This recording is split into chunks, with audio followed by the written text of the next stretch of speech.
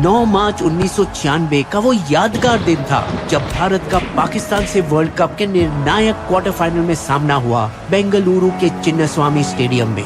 288 run के मुश्किल target का पीछा करते हुए पाकिस्तानी ओपनर भारतीय गेंदबाजों को जम के धुलाई कर सिर्फ 10 ओवर में 84 रन बनाकर आराम से जीत की तरफ बढ़ रहे थे।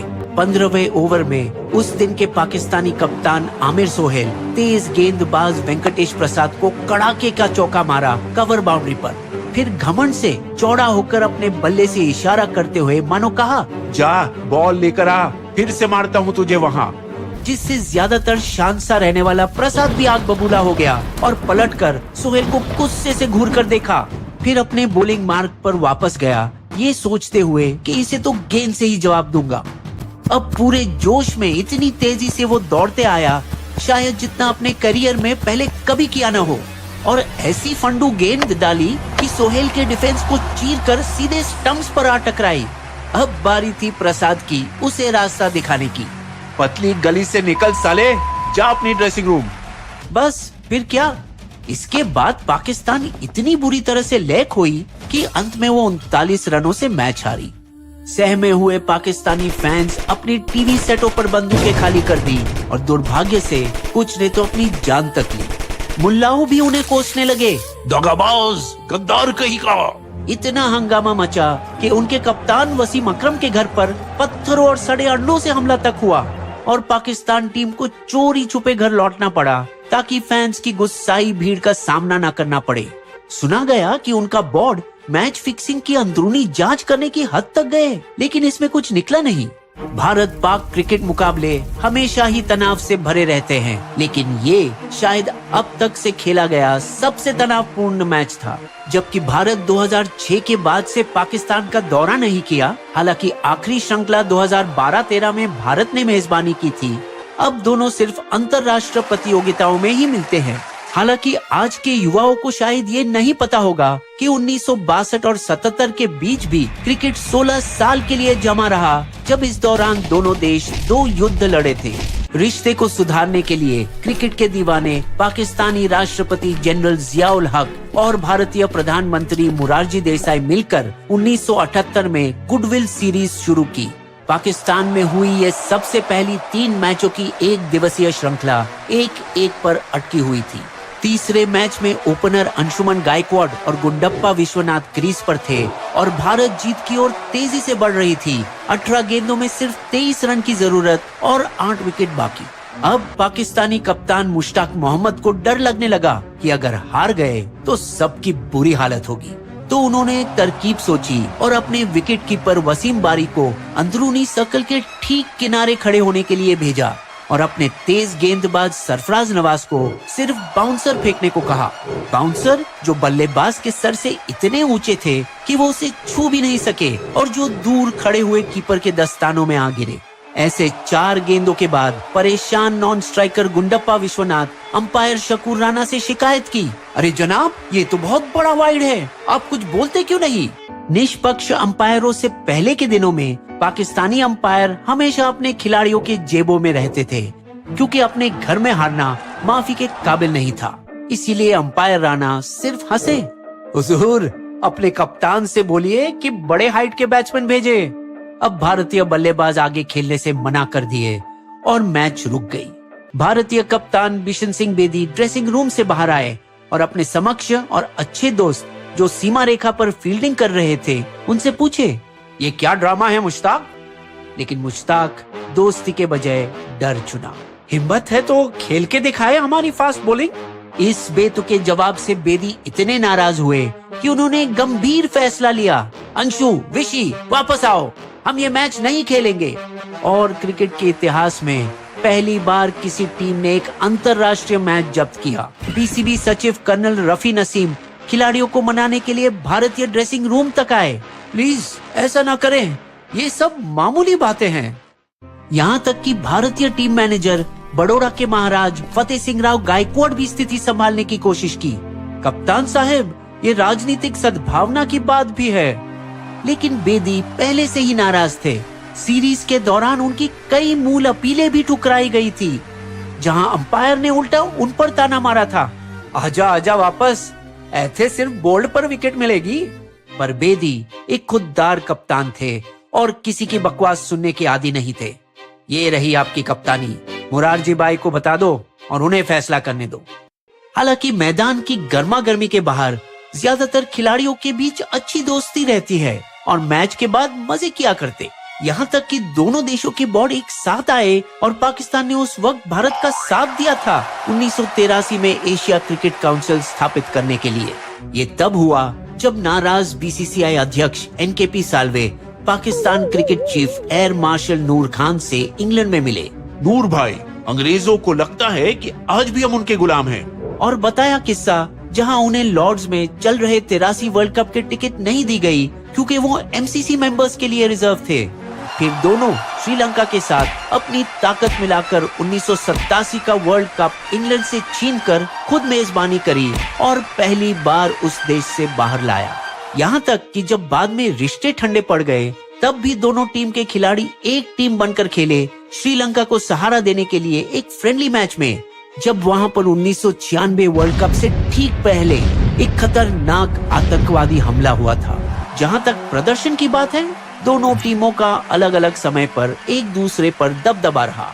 1980 के दशक के पहले भाग में भारत ऊपर रहा और पाकिस्तान की पिटाई की 1985 के वर्ल्ड चैंपियनशिप फाइनल में।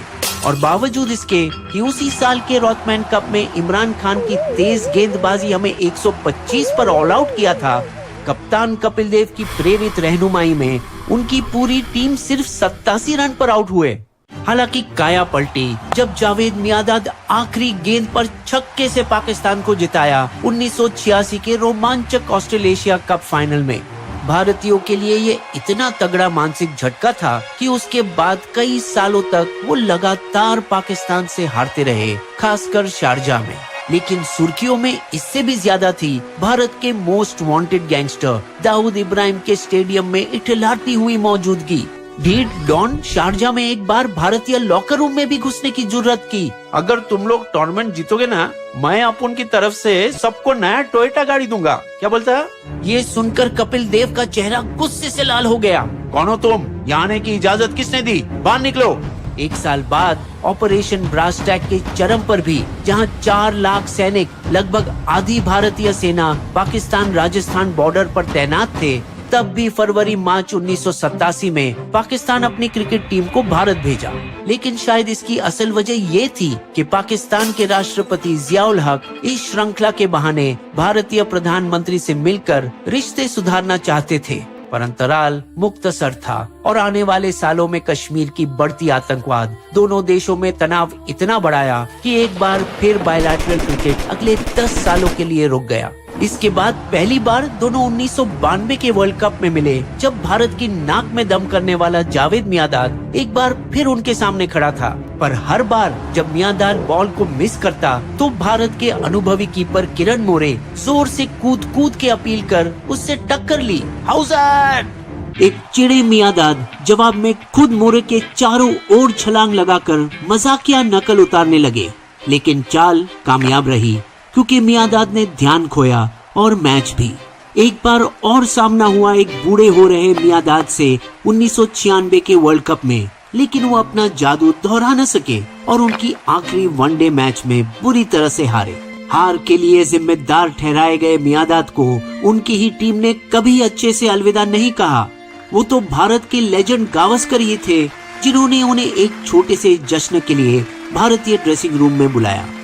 1999 वर्ल्ड कप में वेंकटेश प्रसाद फिर से हीरो बने और 5 विकेट लेकर भारत को जीत दिलाई। ये मैच कारगिल युद्ध के साए में खेली गई थी, जब भारतीय जवान टाइगर हिल से पाकिस्तानी घुसपैठियों को खदेड़ रहे थे। 2003 वर्ल्ड कप आते आते वाजपेयी मुशर्रफ के बीच बढ़ती करीबी ने भारत पाकिस्तान रिश्ते को शांत कर दिया था। फिर भी मैच से पहले टॉप बल्लेबाज सचिन तेंदुलकर इतने प्रेशर में थे कि वो रात को सो नहीं सके और अंधेरे में अपने शॉट्स की हवा में प्रैक्टिस करते रहे। मैच में पारी के ब्रेक के दौरान सचिन गाने सुनते हुए अलग से बैठे आइसक्रीम खाते हुए अपने आप को शांत रखने के लिए। इतना ध्यान था उनका मैच पर कि उन्होंने अपना कप्तान सौरव गांगुली से भी बात करने से इनकार कर दिया। नहीं दादा, आज नहीं। ध्यान का फल मिला जब सचिन ने शोएब अख्तर के पहले ओवर में ही 18 रन ठोके और भारत को 6 विकेट से जिताया। 2004 में भारतीय टीम 15 साल बाद पाकिस्तान के ऐतिहासिक दौरे पर गई और टेस्ट और वनडे दोनों सीरीज जीती। वीजा खुले आम से दिए गए और लगभग 55,000 भारतीय फैंस वाघा सीमा पार कर पाकिस्तान गए, जैसा 1952 में हुआ था जब हजारों पाकिस्तानी फैंस भारत आए थे उनकी टीम के पहले टेस्ट दौरे के दौरान। वर्ल्ड कप में भारत की जीत का सिलसिला चलता रहा जब 2007 T20 वर्ल्ड कप में MS धोनी की कप्तानी में भारत पाकिस्तान को फाइनल में पछाड़ा। लेकिन फिर नवंबर 2008 में हुआ मुंबई पर हमला, जिसके बाद भारत फिर कभी पाकिस्तानी दौरे पर नहीं गए। भारत में खेला जा रहा 2011 का वर्ल्ड कप एक बार फिर बहाना बना जिससे पाकिस्तानी प्रधानमंत्री यहां आकर तनाव कम करना चाहा। हालांकि स्टेडियम में उनके काफिले के पहुंचने के बाद एक दिलचस्प घटना हुई जब भारतीय टीम की फूड ट्रक स्टेडियम के बाहर दसियों टीवी मीडिया वैन के पीछे फंस गई, जिससे पहले बल्लेबाजी कर रही भारतीय टीम को भूखे पेट मैच में उतरने की नौबत आई। एक बार फिर तेंदुलकर ही थे जिन्होंने टीम को हिम्मत दी। पाकिस्तानी विकेटें और रन बनाकर अपना पेट भरेंगे आज। फिर शब्दों को 85 रन की शानदार पारी में बदलकर टीम को जीत दिलाई सईद अजमल जैसे स्पिनर्स के खिलाफ। वनडे वर्ल्ड कप में भारत का एक तरफा जीत का सिलसिला रहा है। विराट का शानदार शतक 2015 में पाकिस्तान को हराया और 2019 टूर्नामेंट में रोहित ने शतक मारकर वर्ल्ड कप में भारत को 7-0 क्लीन स्वीप का रिकॉर्ड कायम रखा। पिछली पीढ़ी के खिलाड़ी पाकिस्तान का सामना करते समय शायद ज्यादा दबाव में रहते थे, जिससे कभी कभी मैदान में गर्मा गर्मी भी होती थी। पर आज के खिलाड़ियों में एक दूसरे के लिए सम्मान और प्यार ज्यादा दिखता है। जैसे विराट का बाबर आजम के साथ मस्ती भरा रोमांस, वही शाहीन का नया पिता बुमराह को प्यारे तोहफे देते हुए नजर आते हैं। चूँकि भारत पाकिस्तान मुकाबले अब सिर्फ अंतर्राष्ट्रीय कंपटीशन में होते हैं, अब भारत ऑस्ट्रेलिया के मैचेस में ज्यादा दिलचस्पी दिखाई देती है पिछले कुछ सालों में। तो क्या इस बार 8-0 होगा या पाकिस्तान एक मैच जीतकर भारत का प्रथम प्रतियोगी का खिताब फिर से बनने की कोशिश करे?